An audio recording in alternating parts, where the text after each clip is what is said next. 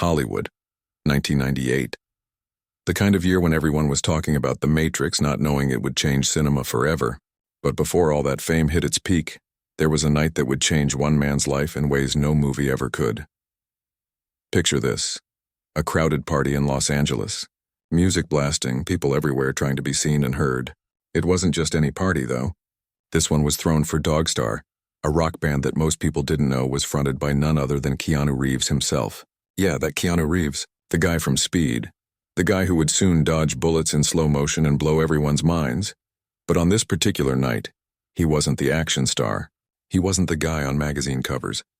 He was just a musician, bass guitar in hand, surrounded by friends and strangers in a dimly lit venue that smelled like beer and possibility. Among the crowd was a young woman named Jennifer Syme. She wasn't there trying to meet celebrities or climb any social ladder. She was there because she genuinely loved music, loved art, loved the creative chaos that LA offered to those brave enough to dive in. Jennifer worked as an assistant to David Lynch, the famous director known for making films that messed with your head in the best possible way. Working with Lynch meant she had taste, she had vision, and she understood that real art wasn't always pretty or easy to digest. When their eyes met across that crowded room, something clicked. Not the instant fireworks kind of thing you see in romantic comedies. It was quieter than that, deeper, more like two people recognizing something familiar in each other, even though they'd never met before. Two souls who understood what it meant to be surrounded by people but still feel a little alone. Keanu made his way over. No big entrance, no smooth pickup lines. Just a genuine smile and a simple hello. They started talking and hours disappeared like minutes. They talked about music, about films that made them think differently about life, about places they wanted to travel, about dreams that seemed too big to say out loud to most people. Jennifer had this energy about her that was hard to describe. She was vibrant, alive in a way that made you want to be around her. She had opinions about everything but never made you feel small for disagreeing. She laughed easily but thought deeply. She could talk about underground punk bands one minute and classic literature the next. For someone like Keanu who had learned to be careful about who he let into his world, Jennifer felt like a breath of fresh air. And Jennifer, she saw past the movie star thing immediately. She saw a guy who was kind, who listened more than he talked, who had this quiet wisdom about him that you don't usually find in Hollywood. She saw someone who, despite the fame, still seemed a little unsure of himself in the best possible way. Someone who hadn't let success turn him into something fake. They exchanged numbers that night, started talking on the phone, those late-night conversations where you suddenly realize the sun is coming up and you haven't stopped talking. Then came the dates. Nothing flashy or Hollywood about it. They'd grab dinner at small restaurants where nobody bothered them. They'd go on long motorcycle rides through the canyons, wind in their hair, world falling away behind them. They'd watch movies at home, pausing constantly to discuss scenes and debate meanings. Friends started noticing something different about Keanu. He smiled more. He seemed lighter somehow, like a weight had been lifted that nobody even knew he was carrying. Hollywood can be a lonely place even when you're surrounded by people, especially when you're surrounded by people. But with Jennifer, he didn't feel lonely anymore. Jennifer introduced Keanu to her world. She took him to underground music shows in venues so small you could feel the bass drum in your chest. She showed him art galleries featuring artists nobody had heard of yet but probably would soon. She brought him into creative circles where people valued ideas over image, where conversations went deep and real instead of staying surface level.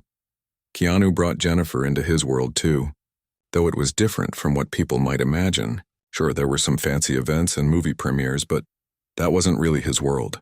His real world was quieter, long drives with no destination, sitting on his porch talking about life, playing guitar until his fingers hurt, reading books that challenged how he thought about things, finding beauty in simple moments that most people rushed past without noticing. They fit together in a way that surprised them both. She was more outgoing, more social, while he was more reserved and introspective. But somehow those differences balanced instead of clashed. She brought him out of his shell a bit. He gave her a calm space to land when the world felt too chaotic. They challenged each other, supported each other, made each other better. People who saw them together during that time said you could just feel it. The connection was real, deep, something you couldn't fake even if you tried.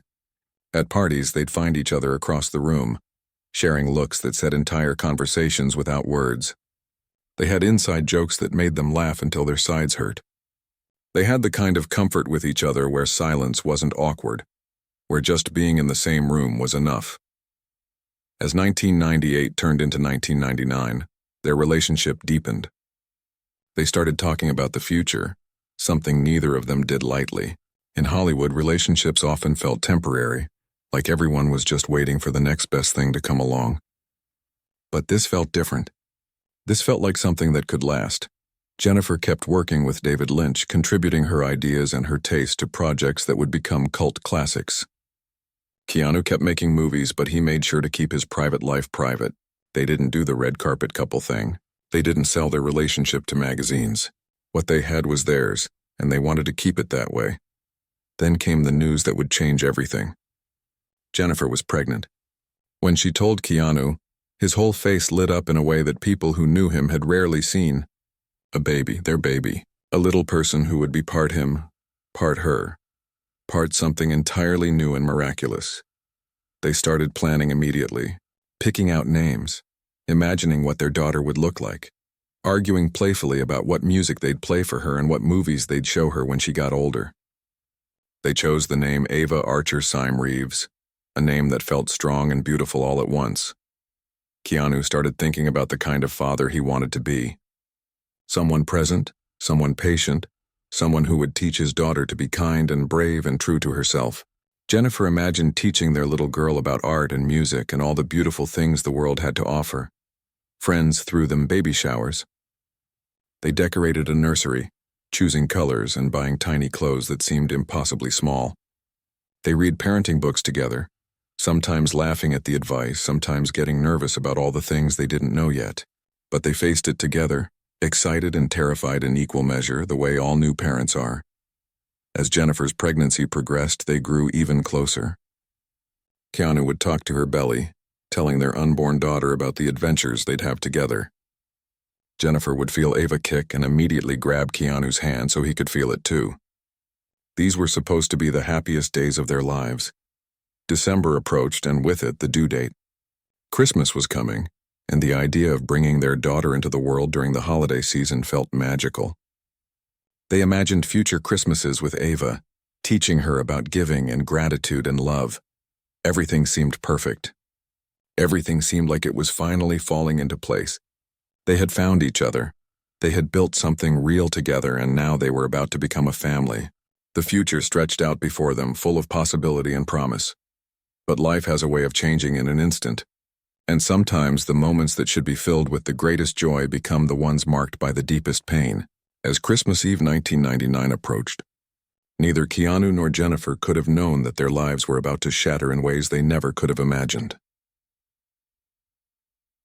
December 24th, 1999. Christmas Eve. A day that should have been filled with joy, with family gatherings, with the warm glow of holiday lights and the promise of new beginnings. For Keanu and Jennifer, this was supposed to be even more special. Their daughter was due any day now, and the thought of becoming parents during the most magical time of year felt like a blessing. Jennifer had been feeling different that day. Something wasn't quite right, though she couldn't put her finger on exactly what it was. At 8 months pregnant, discomfort was normal, expected even. But this felt different. There was a quietness where there should have been movement. A stillness that made her heart race with worry.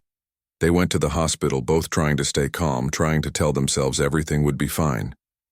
Keanu held Jennifer's hand in the car, squeezing it gently, offering reassurance that he wasn't sure he felt himself. Inside, fear was creeping in, but neither wanted to voice it out loud. Maybe saying it would make it real. The hospital was decorated for Christmas. Tinsel hung from doorways. A small tree blinked colored lights in the waiting room, and cheerful music played softly from overhead speakers.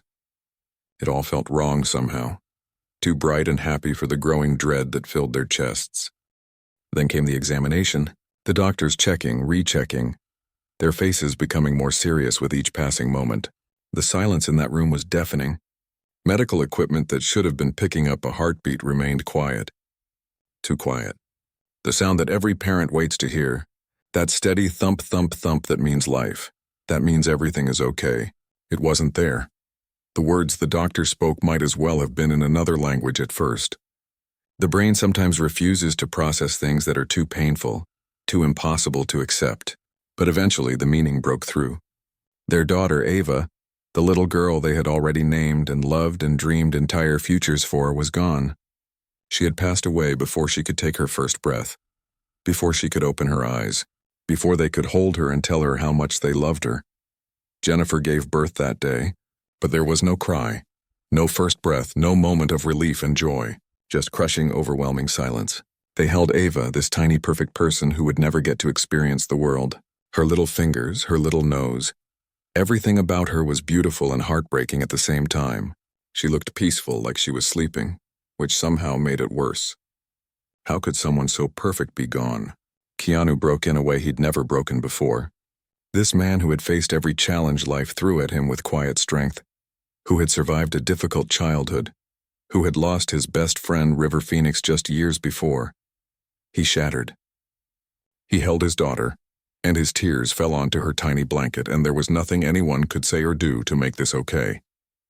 There was no making this okay. Jennifer's pain was beyond words. She had carried Ava for 8 months, felt every kick, every movement, talked to her, sang to her, bonded with her in a way only a mother can, and now her arms felt empty in a way that was physical, painful, impossible to describe to anyone who hasn't lived it. The hormones in her body were still telling her she should have a baby to care for, but there was no baby. Just grief so heavy it felt like drowning. They left the hospital without their daughter. Christmas lights that had seemed so magical just hours before now felt like mockery. The world was celebrating while their world had ended. How do you go home after something like that? How do you walk back into a nursery you've prepared with so much love and hope, knowing it will never be used? The days that followed were a blur of grief. Friends and family tried to help, tried to say the right things, but there are no right things to say when someone loses a child. Nothing makes it better. Nothing fixes it. The best anyone could do was just be there, sit in the pain with them, not try to rush them through it or make it smaller than it was. Keanu tried to be strong for Jennifer. He made sure she ate, made sure she rested, held her when she cried, which was often, but inside he was falling apart too. He'd go outside at night and just sit under the stars, thinking about all the things Ava would never get to do. She'd never take her first steps, never say her first word, never go to school, never have a first date, never do any of the million things parents dream about for their children. Jennifer struggled in ways that scared everyone who loved her. The physical recovery from giving birth was hard enough, but the emotional recovery seemed impossible. She'd wake up forgetting for just a second that Ava was gone, and then reality would crash back in, and she'd have to live through the loss all over again, every single morning. Depression wrapped around her like a heavy blanket she couldn't shake off. They tried to grieve together, but grief is strange. It hits everyone differently. Sometimes Keanu needed to talk about Ava, to say her name to keep her memory alive. Other times, Jennifer couldn't bear to hear the name without breaking down completely. Sometimes Jennifer wanted to be held, needed that physical comfort. Other times she couldn't stand to be touched. They were both drowning, and neither had the strength to save the other. The strain on their relationship was immense. This thing that should have brought them closer, this shared tragedy, somehow pushed them apart. It wasn't anyone's fault. They both loved each other deeply. But sometimes love isn't enough to overcome the weight of that kind of loss. They were both trying to survive, and survival looked different for each of them. Friends noticed them growing distant. The easy connection they'd had seemed harder to find now. Conversations became difficult, filled with long silences and words that didn't quite land right. They'd look at each other and see their own pain reflected back, which made the hurt even worse. Every time Keanu looked at Jennifer, he was reminded of what they'd lost. Every time Jennifer looked at Keanu, she saw the father of the child who would never be. By early 2000, just weeks after losing Ava, they made the heartbreaking decision to separate. It wasn't that they stopped loving each other. In some ways, they loved each other too much. The pain of being together, of constantly being reminded of what should have been, became too much to bear. They needed space to breathe, to grieve in their own ways, to try to figure out how to keep living when everything felt broken. The separation wasn't angry or bitter. It was sad, exhausted, full of tears and apologies for things that weren't really anyone's fault. They agreed to stay in each other's lives, to remain friends because the bond they shared, the loss they shared, meant they'd always be connected. But they couldn't be together. Not then. Not when every moment together felt like a wound that wouldn't heal. Keanu moved through the next months like a ghost. He showed up for work because he had to, said his lines, hit his marks, did what was required. But anyone paying attention could see the light had gone out behind his eyes. That easy smile he used to have appeared less and less. He became even more private than before, guarding his pain like a secret too terrible to share.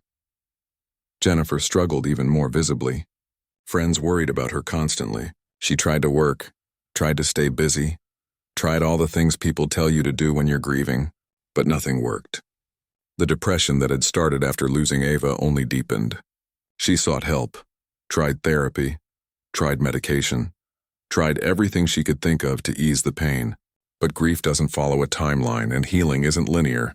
They'd see each other occasionally, run into each other at industry events, or meet for coffee when one of them needed someone who understood. Those meetings were both comforting and painful. Comforting because nobody else could understand their loss the way they understood each other's. Painful because being together brought back all the memories of what they'd lost, what they'd hoped for, what would never be. Christmas came again, then another year, and the world kept turning even though it felt like it shouldn't. How could everything just continue when something so devastating had happened? But that's how life works. It keeps going whether you're ready or not. Neither of them knew then that their story wasn't over. That fate had more plans, more pain, more impossibly hard moments ahead. Sometimes the cruelest thing about life is that it doesn't give you time to recover from one tragedy before hitting you with another. The year 2000 passed slowly for both of them. Keanu threw himself into work in a way he never had before. The Matrix sequels were in production, demanding everything from him physically and mentally. Maybe that was good. Maybe staying busy, pushing his body to its limits, learning complex fight choreography, spending 16 hours a day on set, maybe all of that kept him from thinking too much, from feeling too much. He'd come home exhausted, muscles aching, mind foggy with fatigue, and that was somehow easier than coming home with energy to think about what his life should have looked like. There should have been toys scattered on the floor. There should have been a crib in the other room. There should have been late-night feedings and dirty diapers and all those challenging, beautiful things that come with being a parent. Instead, there was just silence and empty rooms. Jennifer was trying to rebuild her life too, though her path was different. She kept working in the music industry, surrounding herself with creative people, with art and sound and things that made her feel alive even when part of her felt dead inside. She had moved into a new place, trying to create a space that wasn't haunted by memories of what might have been. But grief has a way of following you no matter where you go. Her friends watched her carefully, worried but not knowing quite how to help. Depression is a strange beast. From the outside, someone can look like they're functioning, going through the motions, even smiling and laughing at the right moments. But inside, they're struggling just to make it through each day. Jennifer was fighting battles most people couldn't see. Then in March of 2001, another blow hit. Jennifer's grandfather passed away. This was the man who had been a steady presence in her life, someone who had loved her unconditionally. The loss brought her right back to the hospital, the place she hadn't been since losing Ava. Walking those sterile hallways, smelling those hospital smells, it all came flooding back. The trauma, the grief, everything she'd been trying to process and manage, it overwhelmed her again. But something else was happening too, something quieter and more hopeful. Keanu and Jennifer had been talking more. Not just the occasional coffee or brief check-in calls. Real conversations, long ones, the kind they used to have back when they first met.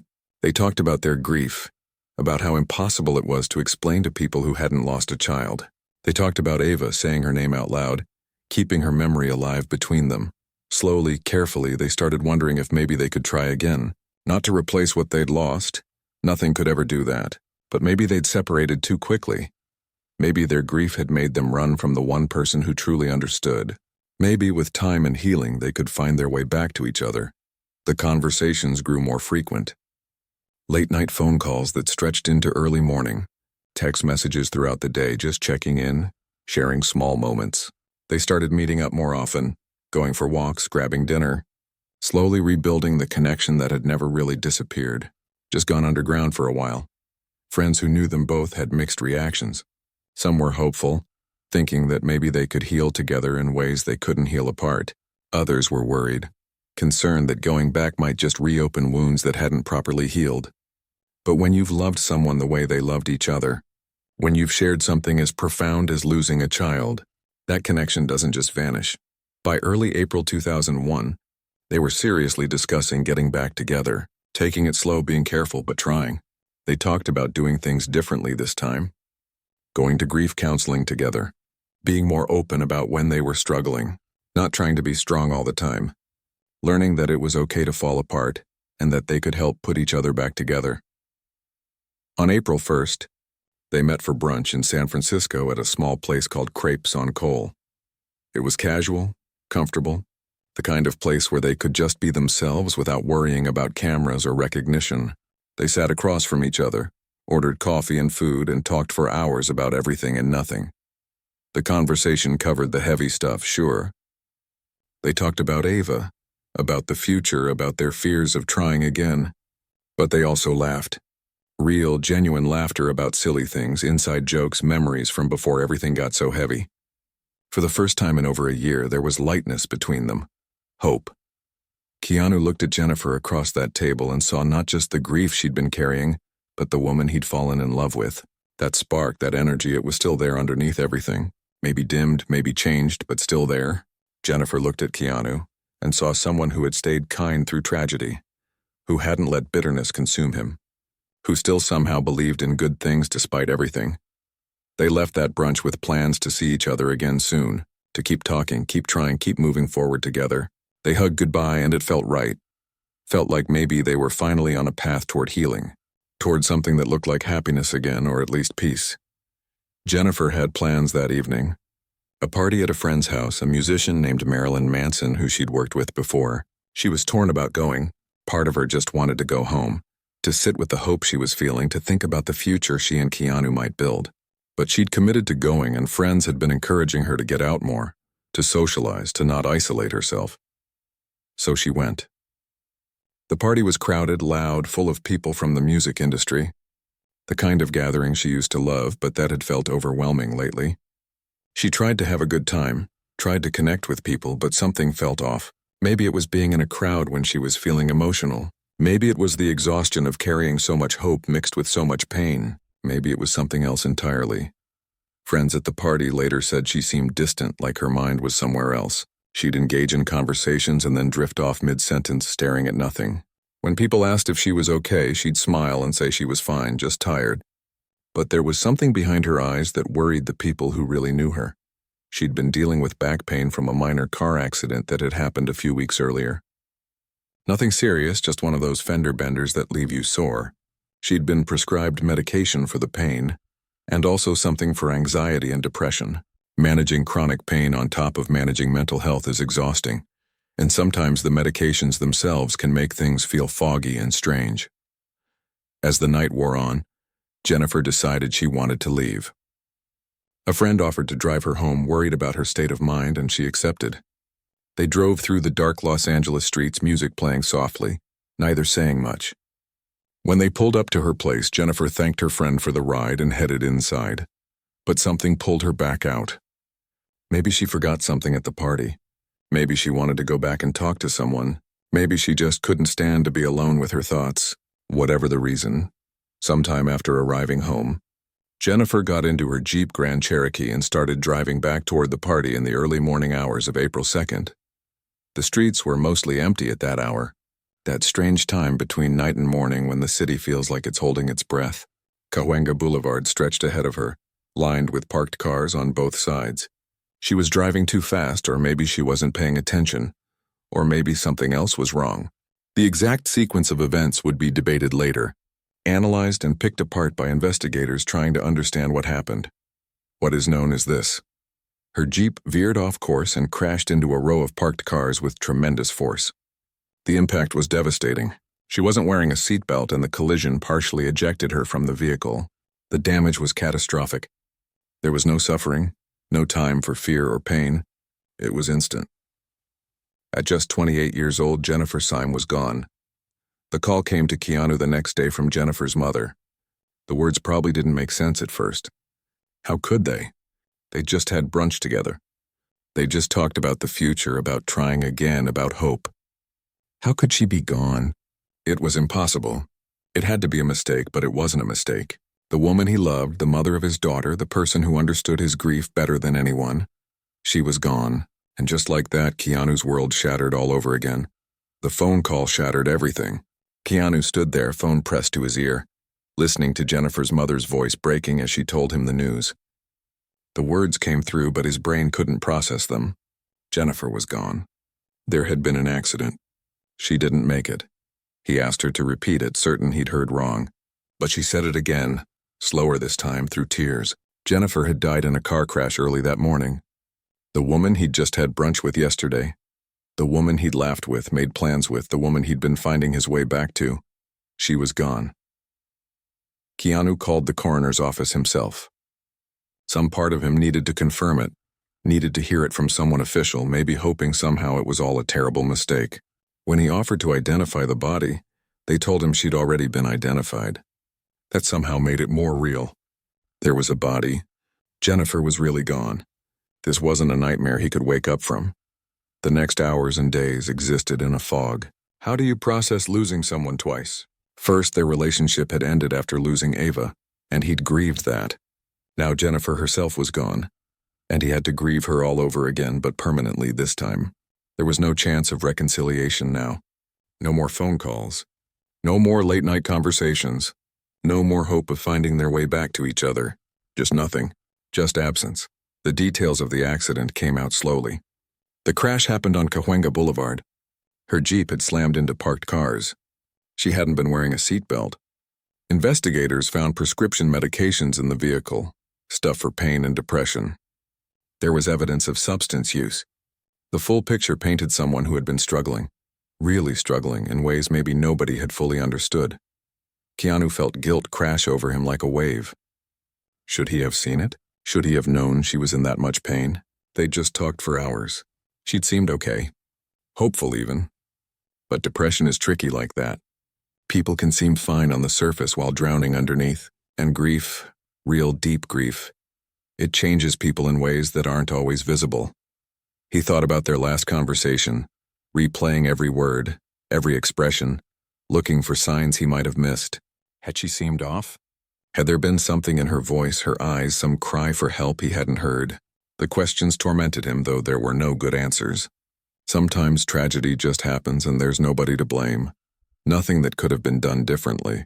But that doesn't stop the mind from searching, from trying to find some way it all could have been prevented. The funeral was unbearable.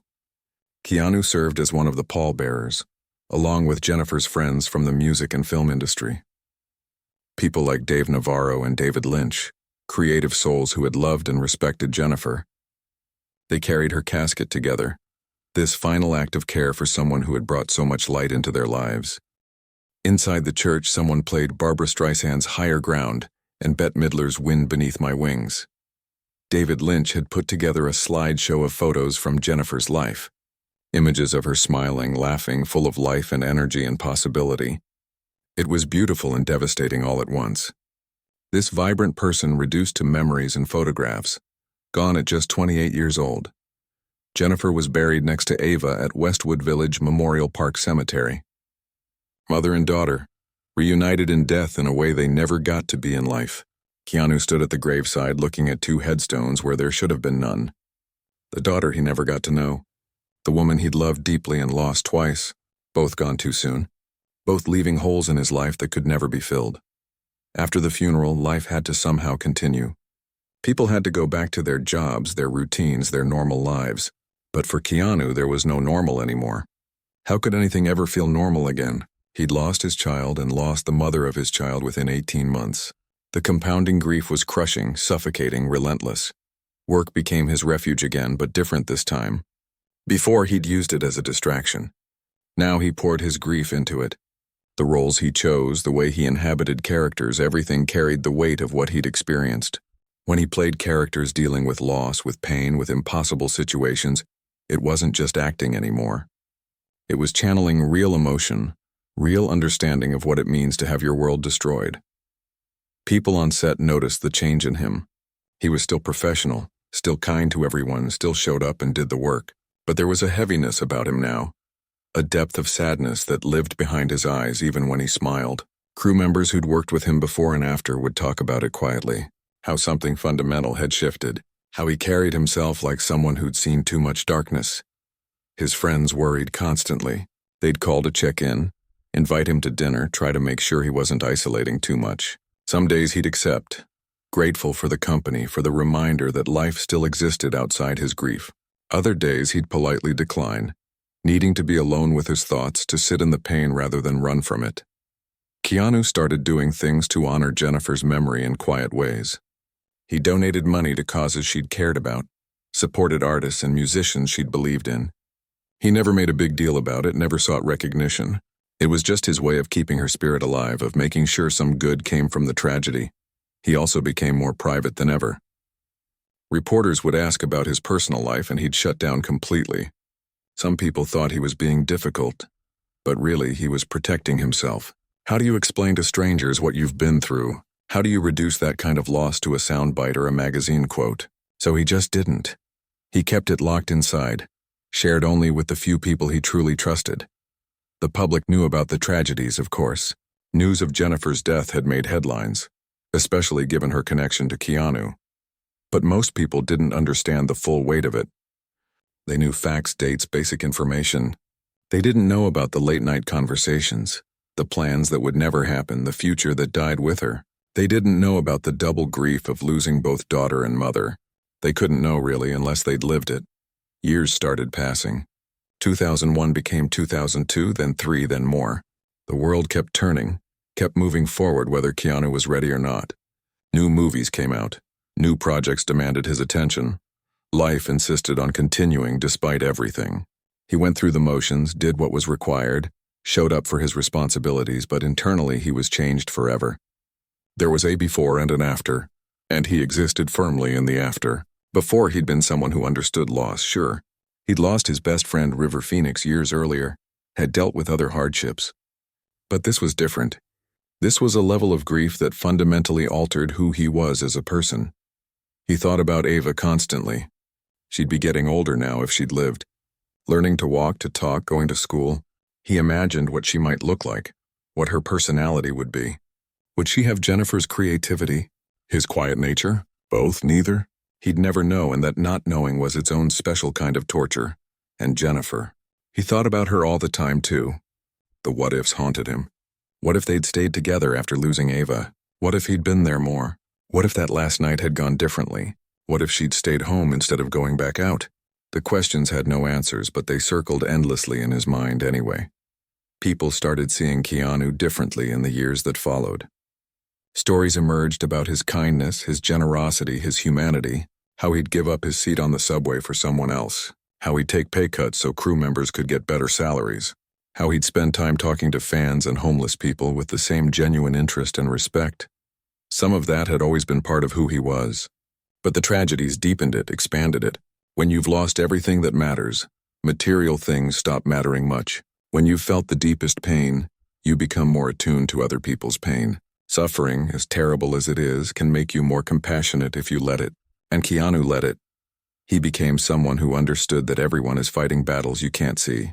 That kindness costs nothing but can mean everything. That life is fragile and precious and can change in an instant. So you better treat people well while you have the chance. These weren't just ideas to him anymore. They were truths carved into his soul through loss.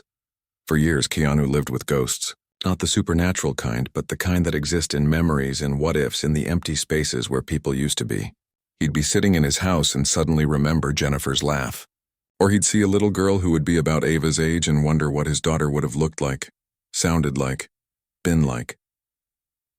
The entertainment industry is weird about grief. It wants you to process it quickly, package it neatly, move on so you can be productive again. But real grief doesn't work that way. Real grief takes years, sometimes decades. It changes shape but never fully disappears. Keanu understood this in a way most people never have to. He rarely spoke publicly about Jennifer or Ava. When interviewers would push, asking about his personal life, he'd politely redirect. Some people thought he was being mysterious or playing up some kind of enigmatic image, but really he was just protecting something sacred. His grief, his memories, his lost loves. They weren't entertainment. They weren't content for magazines or talk shows. They were his, private and profound. But occasionally, in moments of vulnerability with people he trusted, pieces would slip out. He'd talk about how grief becomes part of you, not something you get over, but something you learn to carry. How some days are harder than others for no particular reason. How you can be fine one moment and completely undone the next by a song, a smell, a random memory that hits out of nowhere.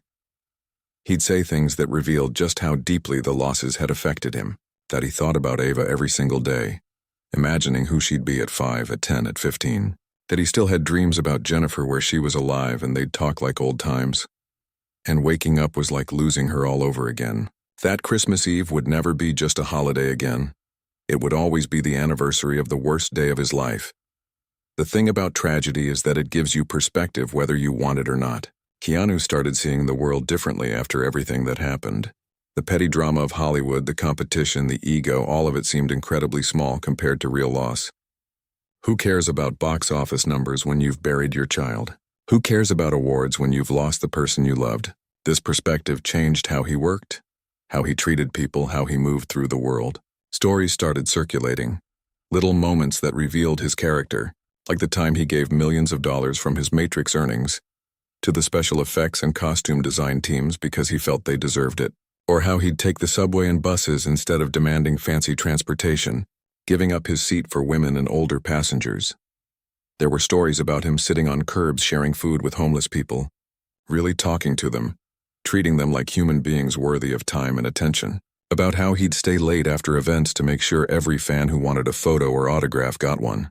About crew members whose lives he'd changed with quiet acts of generosity that he never publicized.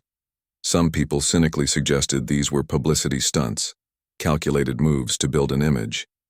But the people who actually knew him, who worked with him, they'd laugh at that idea. This wasn't strategy. This was just who he'd become. Someone who understood that material things don't matter, that kindness costs nothing, that everyone deserves dignity and respect. His choice of roles started reflecting his internal life too. The John Wick series, about a man dealing with grief and loss, resonated so deeply with audiences partly because you could feel the authenticity behind Keanu's performance. He wasn't just pretending to be someone in pain. He knew that pain intimately. When John Wick talks about the love he lost, when you see that devastation in his eyes, that's real emotion channeled through fiction. People in the industry would talk about how watching Keanu in emotional scenes was almost uncomfortable because it felt so raw, so real. Directors learned to give him space before and after difficult takes, understanding that he was pulling from deep wells of genuine experience. It made for incredible performances, but it took something out of him every time. Years turned into decades. The early 2000s became the 2010s, became the 2020s. Keanu was aging, as everyone does, but there was something about him that seemed timeless. Maybe because grief ages you in ways that have nothing to do with years. Maybe because surviving what he'd survived gave him a quality that transcended normal markers of time. He dated occasionally, but never seriously, never publicly. Friends would ask if he'd ever settle down, have a family, try again at the life that had been stolen from him. He'd just shrug, say maybe, say he was open to it but not forcing anything. The truth was more complicated. How do you open your heart fully when you've had it shattered so completely? How do you risk that kind of loss again? Then gradually something started to shift. He began a relationship with Alexandra Grant, an artist he'd known for years. This wasn't the whirlwind intensity of his relationship with Jennifer. This was something slower, steadier, built on years of friendship and mutual respect. When they finally went public, people were surprised but also kind of delighted.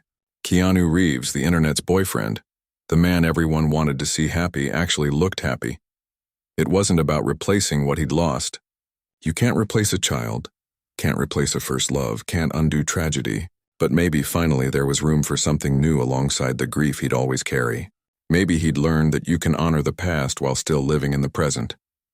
As he entered his 50s and then his 60s, Keanu started opening up more about mental health, about loss, about the importance of seeking help when you're struggling.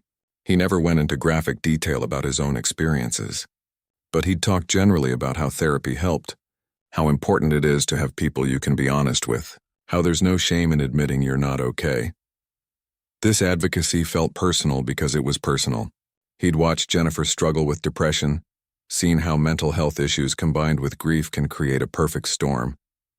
If talking about it openly could help even one person seek help, could prevent even one tragedy, then it was worth the discomfort of being vulnerable.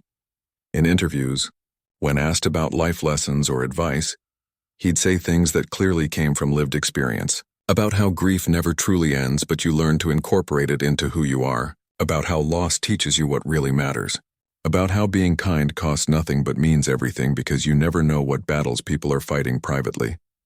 Young actors started seeking him out for advice, drawn to his reputation for being genuine in an industry full of pretense.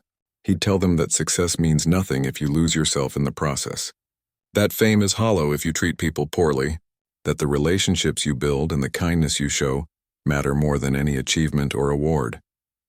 He talked about how the lowest points in his life taught him the most important lessons, how losing everything made him appreciate what he had, how facing unimaginable pain gave him empathy for others' suffering, how surviving when he wasn't sure he could made him stronger than he'd ever imagined possible. Decades after losing Jennifer and Ava, Keanu still thought about them constantly, not in a way that paralyzed him anymore, but in a way that kept them alive in his heart. He'd think about what Ava would be doing now, a grown woman in her 20s. He'd think about Jennifer, about the creative, vibrant person she was, about the relationship they shared and the loss they endured together.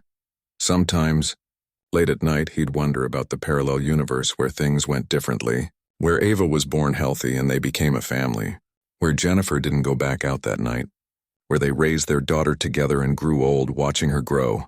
That life existed somewhere in possibility space, just not in this reality. But in this reality, the one he actually lived in, Keanu had become someone different than who he would have been. The tragedy shaped him, molded him, made him into a person who understood suffering and chose compassion anyway, who knew darkness intimately and still looked for light, who lost everything and somehow found reasons to keep going.